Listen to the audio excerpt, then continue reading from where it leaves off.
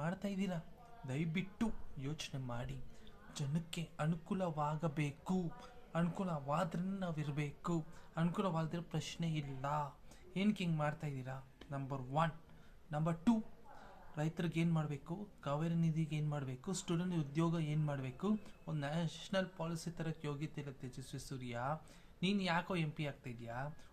ನಿಮ್ಮ BJP party ಒಂದು ಬಡವ್ರಿಗೆ ಟಿಕೆಟ್ ಕೊಡೋಕ್ಕೆ ಯೋಗ್ಯತೆ ಇಲ್ಲ, ನೀವೆಲ್ಲ ಒಂದು ಭಾರತೀಯ ಜನತಾ ಪಾರ್ಟಿ ಅಂತೆ. ಹಿಂದುತ್ವ ಆಳತ್ವ ಎತ್ಕೊಂಡು ಏನಕ್ಕೆ ಇದ್ದೀರಾ ಹೇಳಿ? ನೀವು BJP ಸರ್ಕಾರ ಬಂದಮೇಲೆ 15 ವರ್ಷ ಆಗಿದೆ, BJP ಸರ್ಕಾರ ಆಗ್ತೈತೆ. ಒಂದು ಉದ್ಯೋಗ ಸೃಷ್ಟಿ ಮಾಡಿದ್ದೀರಾ, ಒಂದು ಎಂಪ್ಲಾಯ್ ಸೃಷ್ಟಿ ಮಾಡಿದ್ದೀರಾ, ಒಂದು ಏನು ಸ್ಕೀಮ್ ತಂದಿದ್ದೀರಾ, ಒಂದು ಕ್ಯಾನ್ಸರ್ ಸ್ಕೀಮ್ ತಂದಿದ್ದೀರಾ? ಇದು ಸರಿ ಇಲ್ಲ.